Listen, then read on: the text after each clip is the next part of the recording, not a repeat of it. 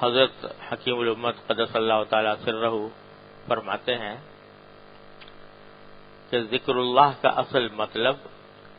اللہ تبارک و تعالی سے پورا تعلق پیدا کر لینا ہے، اور تعلق کے معنی ہے لگاؤ، اور لگاؤ سے مراد دل کا لگاؤ، اور دل کے لگاؤ کے معنی یہی ہیں کہ دل اللہ تعالی کی طرف متوجہ رہے اور دل میں اس درجہ اس کی یاد رہے جس کو عرف میں دل میں بس جانا کہتے ہیں۔ اور اللہ تعالی کے یاد سے غفلت تمام امراض کی اصل ہے، جو کہ ضد ہے اس تعلق مذکور کی جو قلب کی غذا ہے اور غفلت کی ضد ہے۔ تو یاد کو اختیار کرنا چاہیے، اور یاد سے مراد کسی لفظ کو زبان سے رٹنا ہی نہیں ہے، بلکہ ہر کام میں یاد رکھنا ہے، جس کی علامت یہ ہے کہ کوئی کام ان کی مرضی کے خلاف نہ ہو۔ یہ وہی بات ہے جو بار بار عرض کرتا رہا ہوں کہ اللہ تبارک و تعالی اپنے فضل و کرم سے ہمیں غفلت سے نکالے اور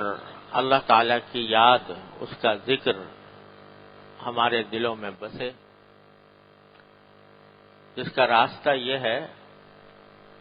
کہ اپنی سوچ، اپنی فکر، اپنے خیالات کی رو کا رخ بدلا جائے۔ اس وقت جو ہم صبح سے لے کر شام تک مختلف دنیا کے مسائل اور اس کے خیالات میں محو رہتے ہیں، اس سے نکلیں اور اللہ تبارک و تعالی کی طرف متوجہ ہوں۔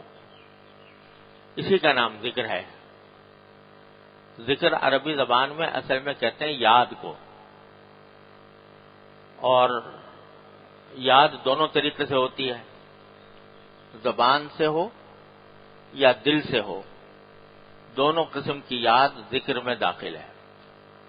تو اللہ تبارک و تعالیٰ اپنے فضل و کرم سے، اپنی رحمت سے اس کی توفیق عطا فرما دے کہ ہمارے خیالات جو ہیں وہ اللہ جل جلالہ کی طرف متوجہ ہو جائیں۔ اور یہ بات محض ایک آدھ مرتبہ کہہ دینے سے یا ایک آدھ مرتبہ سوچ لینے سے حاصل نہیں ہوتی، بلکہ متواتر مشق کرنی پڑتی ہے۔ متواتر مشق سے یہ بات حاصل ہوتی ہے۔ آدمی کو یہ سوچنا چاہیے کہ جن خیالات میں میں محو رہتا ہوں ان سے کیا فائدہ حاصل ہو رہا ہے۔ سوچنے کی بات یہ ہے، جس وقت آدمی کوئی کام کر رہا ہوتا ہے اس وقت تو بے شک ضرورت ہے اس بات کی کہ اس کا خیال کرے، لیکن جب کام نہیں کر رہا اور اس کام کی سوچنے کی ضرورت نہیں ہے تو پھر اس کو سوچنے سے کیا حاصل، کیا فائدہ؟